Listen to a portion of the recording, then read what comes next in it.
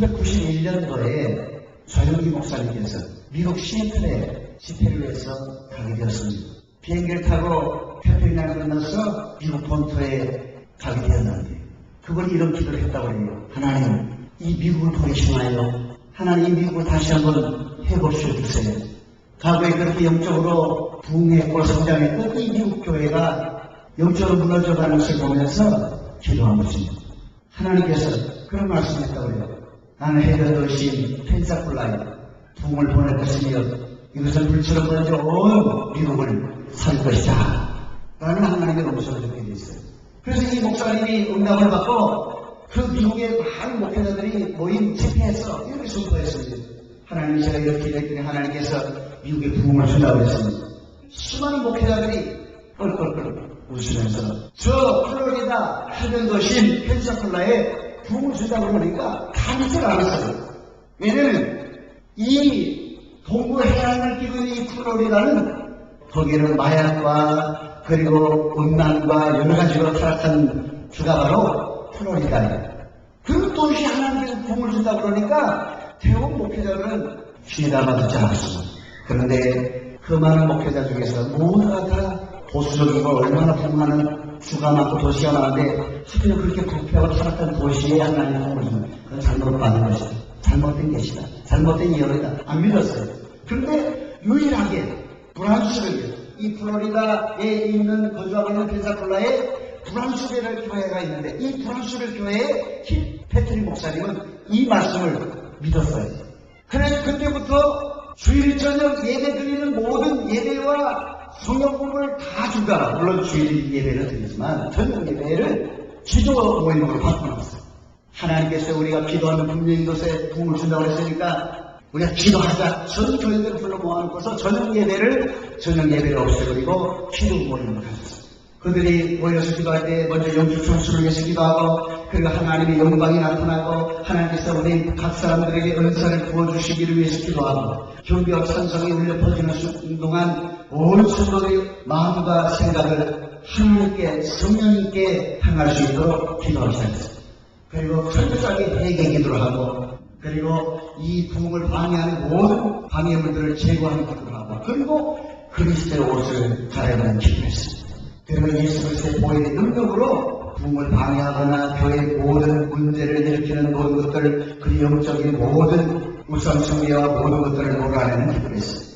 그러고 나서 교회에 12깃발을 꽂았어요.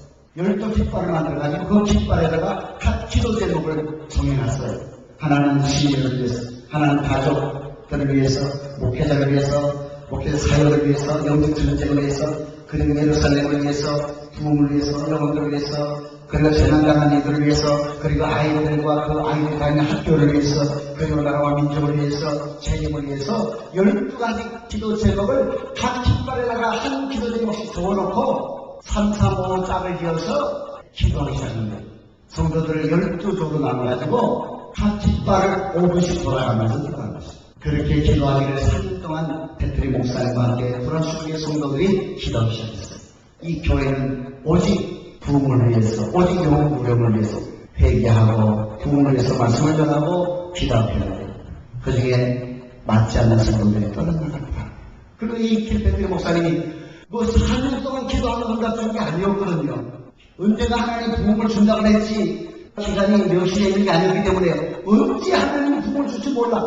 그래서 1년, 2년, 3년 기도하는데 부흥은 안 하고 성도들도 떨어져 나가고 자기를 위해서 기도했던 어머니마저 소천하게 되었어요.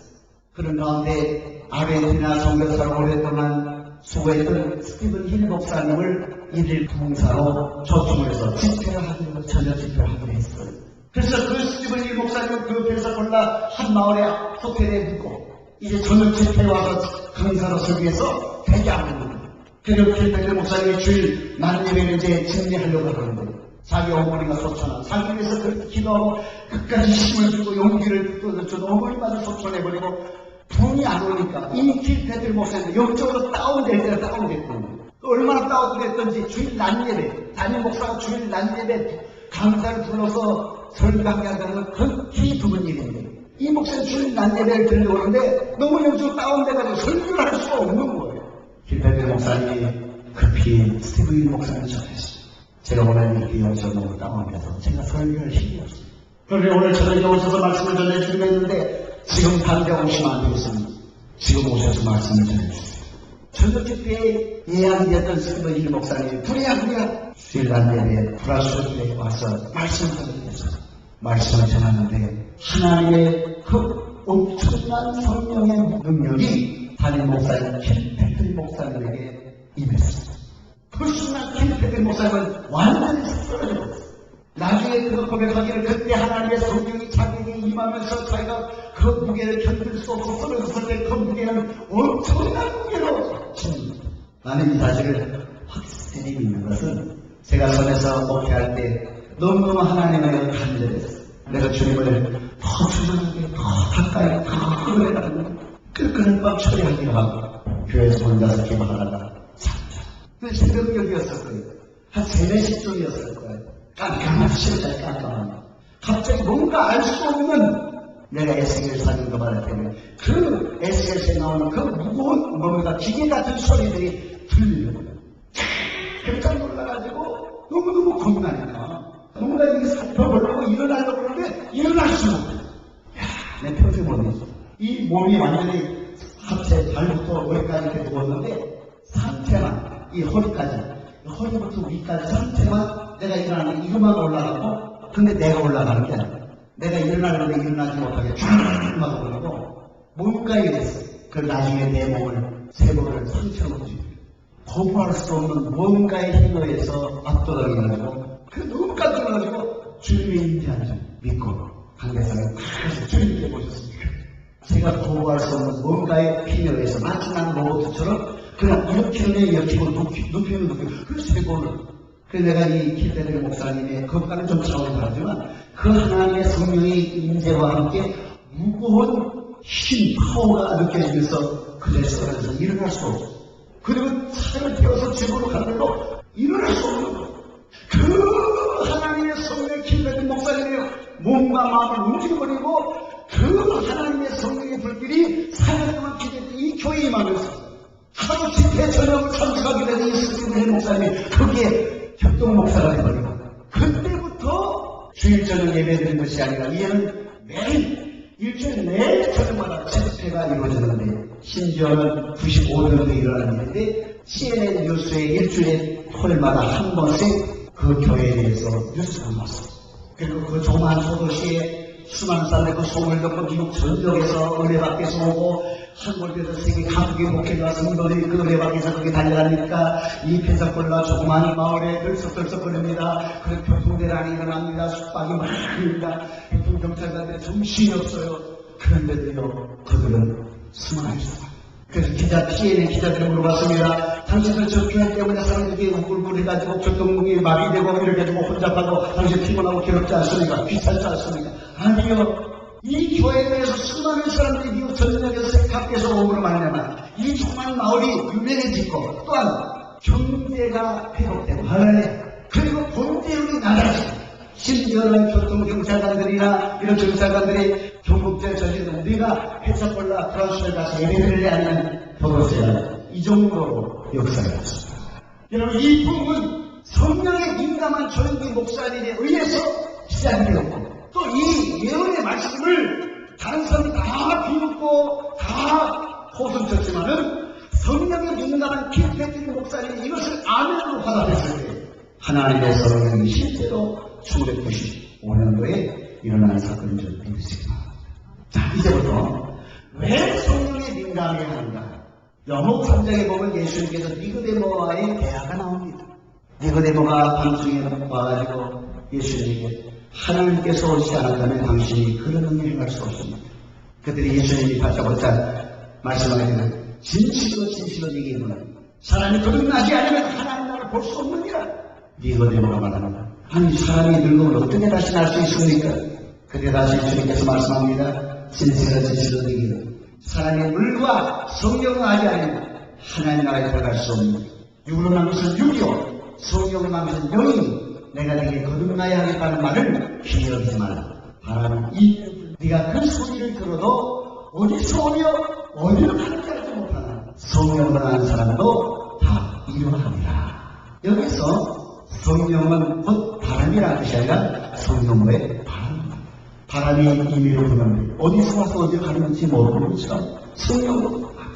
그래서 실제로요, 오순절날 이미 이름에 저희가 다 같이 한 곳에 모여서 기도하는데 허리는 하늘로부터 급하고 강한 바람 같은 소리가 저희 안 온 집에 가득하며 불의 혀같이 갈라지는 것이 저희에게 보여 각 사람의 임하여 저희가 다 성령의 충만함을 받았다. 실제로 이 120문도들이 마가다방에 모여서 기도할 때 주의 약속을 믿고 기도할 때 너희는 예루살렘을 떠나지만 내가 너희에게 약속한 바 성령을 기다리라.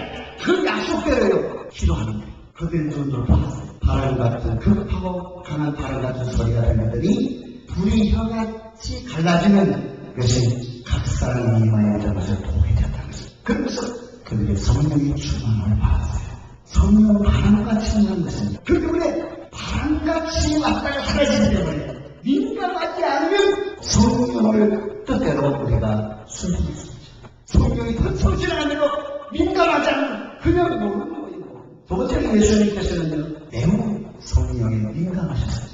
예수님의 사역 초기에 공세가 시작되는 가운데 성령에 이끌려 마귀에게 시험을 받으러 광야를 가서 40일 밤낮을 금식하신 후에 죽으셨다는 말씀이 나와요. 예수님의 공세의 시작도 성령과 함께 성령에 이끌려 성령 보이지 않는 영이에요. 그런가 하면 예수님께서 마태복음 12장 18절 내가 하나님의 성령을 힘입어 귀신을 쫓아내는 것이 하나님 나라가 이미 너희에게 임하였느니라. 하나님의 성령을 힘입어서 그분은 귀신을 쫓아내고 병들도 고치고요. 그러므로 그분은 성령과 떠나서 한 번도 살아가지 않다는 것을 믿을 수 있습니다. 그러므로 성령과 동행하면서 성령과 함께 살기 때문에 그분은 항상 성령에 민감하셨어요. 그래서 예수님께서 누가복음 4장 18절 19절에 주의 성령이 내게 임하셔서 이는 강한 자에게 복음을 전하게 하시고 내게 기름을 부으시고 나를 보내서 앞으로 된 자에게 살리고 눈먼 자에게 다시 보게함을 전파하고 눌린 자를 자유케 하고 주의 은혜의 해를 전파하게 하려 하십니다. 예수님의 모든 사역, 공생의 사역은 병든 자를 치료하고 죽은 자를 살리고 눌린 자를 자유케 하고 이런 사역을 하셨는데 그 모든 사역이 뭐예요? 성령의 임재 속에서 했다는 거죠. 하나님의 성령의 기름 부으심으로 말미암아 그 모든 공생의 사역을 행하셨다.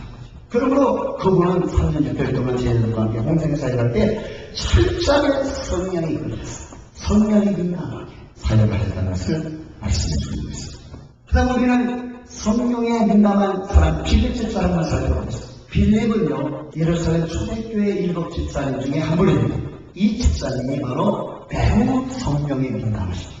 스테반의 순교 이후에 초대교회가 핍박을 당했을 때 많은 성도들이 전국 각처로 흩어졌는데 그중에 빌립 집사님도 사마리아로 복음을 전하게 되었어요.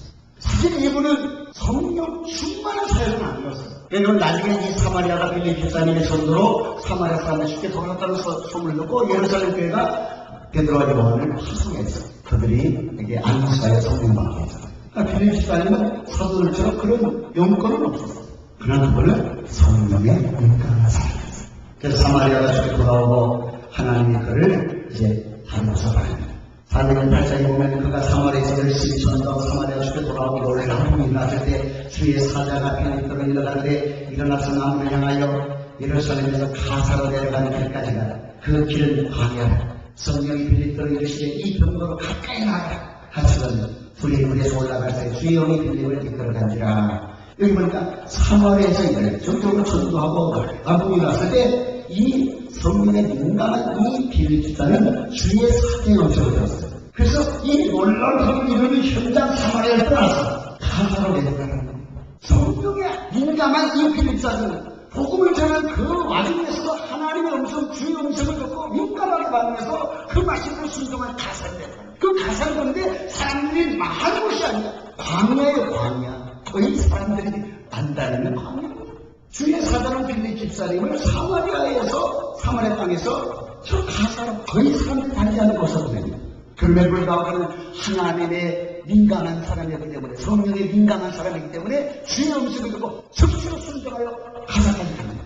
예루살렘에서 예배를 드려 돌아가는 에티오피아 여왕 간다의 국권을 맡은 큰 권세라는 내시가 마차에 타고 가고 있는 거예요. 근데 갑자기 성령께서 빌립보로 너는 저기로 가가라. 성령의 음성이었어. 내시가 구약서 이사야서를 읽고 있는 거예요. 그것도 예수님의 순환에 대해서 읽고 있는 거예요. 근데 그 사람은 이방인에서 유대에게 입견했지만은 잘 몰라. 그때 마침 그 성경 이사야서를 읽으면서도 이거는 도대체 누구의 흐름인가, 이사야가 자기인이 사는 거니까 아니면 누구에 대한 계시인가, 이걸 궁금해서 도대체 미치고 발작 뛸것 같죠. 성경을 알고 싶은데 가르쳐주는 사람이 없어. 그런데 막 궁금할 때 성령께서 정확한 타임에 빌립 집사를 보낸 거예요. 빌립 집사는 민감한, 성령에 민감한 사람이기 때문에 성령의 의도대로 그는 가장 정확한 타임에 그 내식이 가서 아말바에 당시에 있는 성경이 이사야 성경이 그렇게 이름 알고 있으니까 뭐라고 했습니까? 그들이 제가 잘 모르겠어요. 당신이 기대를 받으면 안면을 가주시죠. 그래서 빌립 집사를 마찬가지로 끌어올리니까 마사에 같이 타고 가면서 빌립 집사가 그 이사야서에 대해서 이야기하면서 그것이 예수님을 위한 글이고 예수님이 우리를 위해서 고난받으시고 죽으시고 성령을 부활하시고 그분이 우리의 구주를 위하다. 예수가 예수의 이름으로 세례받으면 주저하지 않고 가끔 마차를 멈춰서 저곳에 불이 있으니까 절실히 내려서 세례받았더라. 그래서 올라오면서 성령이 민감한 이 빌립사를 그가 세례를 주고 딱 올라오는데 성령께서 그를 다른 데를 이끌어가버렸어. 어디로? 아수도와 다이샤로 빌립을 이끌어가셨다. 빌립 집사님의 세례는 성령의 민감한 삶을 살았던 것을 볼 수가 있는 것입니다. 네 번째로 그러면 사도 중에도 베드로가 나타납니다. 베드로도 성령에 민감한 사람이었어요. 베드로가 요파에 가가지고 거기서 음식을 준비하는 동안 집에 올라가서 기도하다가 잠을 잤어요. 졸려가지고. 근데 갑자기 환상이 벌었어요. 하늘에서 큰 보살의 구름 위에 거기는 이스라엘 백성이 봉사한 데 부정한 신정들, 부정한 것들이 가지고 있습니다. 근데 하늘에서 움직이는 베드로가 이것을 잡아먹어. 주여 내가 어디서부터 내가 유대인으로서 먹어서 안 될 부정해서 내가 어떻게 먹을 수 있으면 지금까지 먹어본 적은 왜 먹으러 가신다? 먹습니다. 야, 내가 천년 변전이고 제 부정하다면 잘 먹어라! 세 번 그 환상을 보고 베드로가 도대체 이 환상이 뭘까? 생각을 하게 됐대요. 갑자기 누군가가 문을 두드리는 거예요. 자기를 찾는 거예요. 자기가 없어요. 그들이 예수 믿는 사람을 잡아나오게 하고 죽이는 시대이기 때문에 핍박이 심했기 때문에 두렵잖아요. 낯선 사람들 잘 찾고 문을 두드리는데 얼마나 겁나요? 그때 성령께서 두 사람이 너를 찾으니 일어나 내려가라. 의심치 말고 함께 가라. 내가 저희를 너희에게 보내었느니라. 그때 베드로가 예수 그리스도의 복음을 함께 전했더니 말씀 듣는 그들에게 성령이 내려오셔서 베드로와 함께 오늘 할례 받으신 자들 이방인에게도 성령 부어주심을 인하여 물론 이런 방언을 말하며 하나님의 높임을 드러내려라. 베드로가 환상을 보고 깊게 생각하다가 그 성령의 음성을 민감히 만나요. 두려워하지 않고 주저하지 않고 그 사람들과 함께 자기 동료들과 함께 내려갔으니 고내려가리에서 복음을 전했더니 성령이 임하고 성령이 임할 때 베드로가 아니 이방인들에게도 하나님의 성령이 임하는 것을 보고 저희가 하나님 예수님을 믿고 하나님 높이는 걸 보고 우리 유대인들같이 똑같이 하나님의 성령을 부어주시고 인하여 주저하지 않고 세례를 베풀었다. 그 당시 이방인에게 세례를 베푸는 것은 성령에 민감하지 않다는 베드로를 할 수 있는 거죠. 성령에 민감한 사람 사랑하. 여러분 스테반에 의해서 흩어진 무리들이 사마리아뿐만 아니라 유대 전역에 가서 복음을 전하다가 특히 저 아시아 터키 지역에 있는 시리아 안쪽까지 흘러가가지고 거기서 유대인들이 흩어진 유대인들에게 디아스포라 유대인들에게 복음을 전하는데 그 중에 복음 전하는 전도자들이 헬라인 이방인들에게도 복음을 전해봤어요. 그들이 헬라인들 중에 돌아오는 거예요. 그래가지고 세워진 교회가 수리아에 세워진 안디옥 교회. 이 안디옥 교회가 그 입에서 놀라운 풍경이 나가지고 평신도 흩어진 성도들에 의해서 세워진 교회야. 그래서 예루살렘 교회가 이 사실을 알고 바나바라는 사람을 파송했어요. 그래서 바나바가 사도들의 파송을 받아가지고 안디옥교회에 가가지고 그들을 못게 합니다. 교회가 점점 더 부흥했어요. 그런 가운데 하나님을 만났던 사도 바울이 장구한 다수의 것을 알고 바나바가 끝까지 찾아가서 수리아교회에 가서 동력하게 되었어요.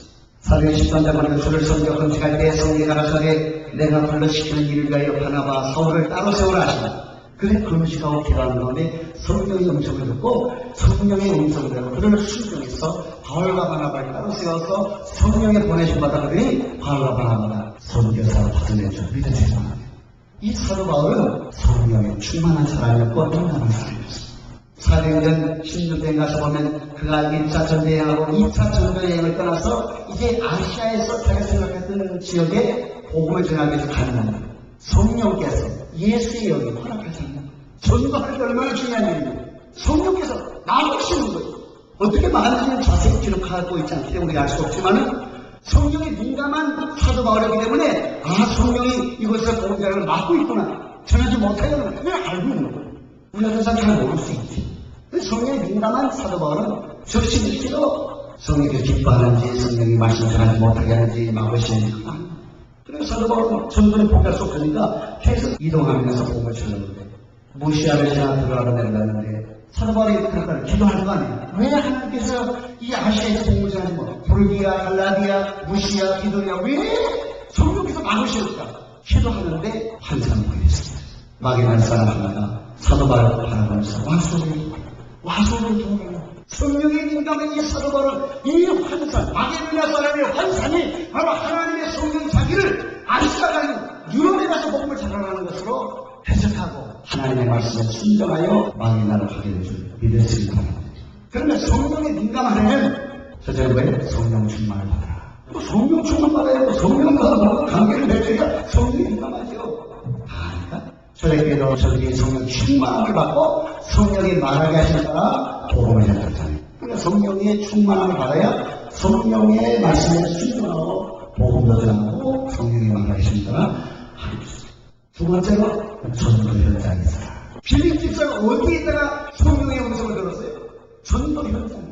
성령이 강력하게 역사하는 것은 전도 현장이에요. 왜냐하면 성령이 이 땅에 오신 것은 예수님을 증거하기 위해서 증인으로 오셨고 예수를 증인하는 그 목적은 영혼을 구원하기 위한 전도였죠. 그러면 전도 현장에는 성령이 강력하게 역사하는 사실을 믿으시기 바랍니다. 그리고 성령이 나를 하려면 깊이 생각하라. 베드로가 고장의 환상을 보고서 선생님 이 환상이 뭔가 깊이 생각하는 가운데 하나님의 성령의 음성이 들었잖아요. 주를 섬겨 금식할 때 성령의 음성을 듣고 순종이 들었죠.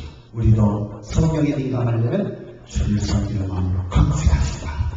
성령에 민감하게 반응하려면 하나님의 말씀에 순종할 뿐 아니라 넓은 영적 안목을 가져야 돼요.